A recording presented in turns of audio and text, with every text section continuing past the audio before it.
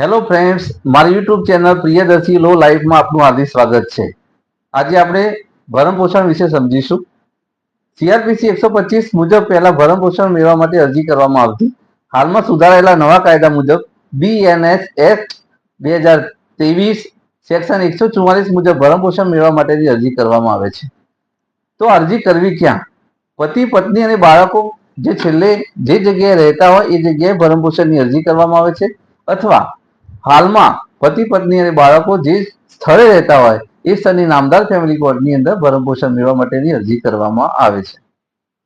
ભરણ પોષણ કોને ના મળે?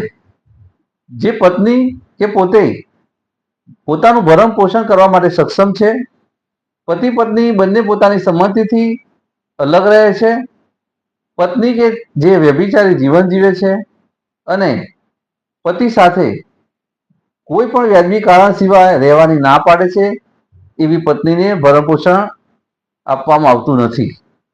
પુત્ર કે જેની ઉંમર 18 વર્ષ પૂરી થઈ ગઈ છે એ ભરણ પોષણ માગી શકશે નહીં।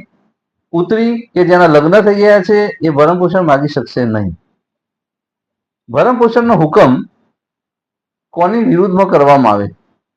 કે જે વ્યક્તિ સક્ષમ છે અને પોતાની પત્ની બાળકો અને માતા પિતાનું ભરણ પોષણ કરી શકતા નથી તે વ્યક્તિ સામે ભરણ પોષણ મેળવવા માટેનો હુકમ નામદાર ફેમિલી કોર્ટ કરે છે।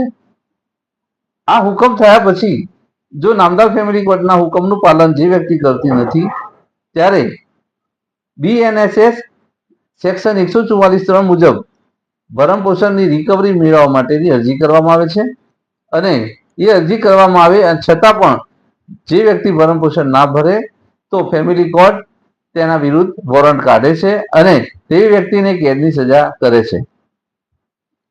હવે ભરણ પોષણ મેળવવા માટે જ્યારે અરજી કરવામાં આવે છે ત્યારે સુપ્રીમ કોર્ટના જજમેન્ટ રજનેશ વી નેહા 2020ના ચુકાદા મુજબ સુપ્રીમ કોર્ટની ગાઈડલાઈનનું પાલન કરવામાં આવે છે।